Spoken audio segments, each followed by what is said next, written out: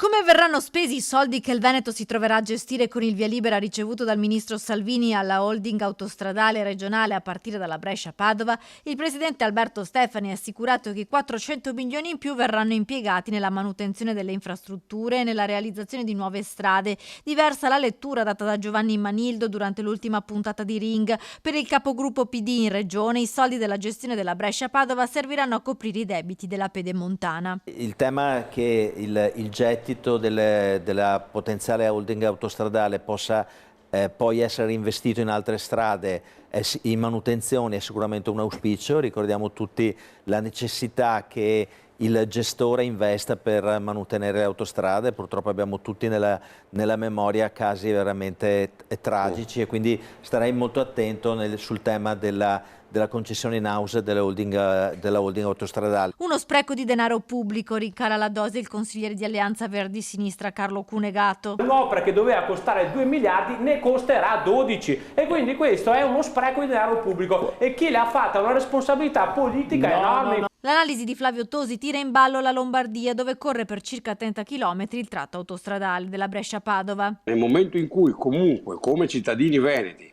quei soldi lì li dobbiamo tirar fuori, meglio che ci sia un sistema più ampio che assorbe almeno gran parte della perdita che oggi purtroppo genera per i cittadini veneti la Pedemontana.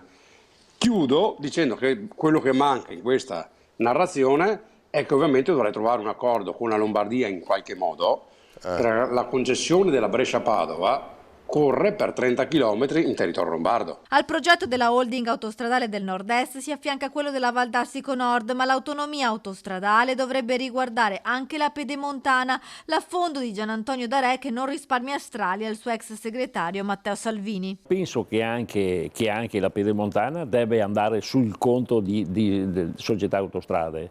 Per quale motivo questa strada, che è importantissima per le nostre imprese, deve pagarla i veneti quando gli utili poi vanno a Roma?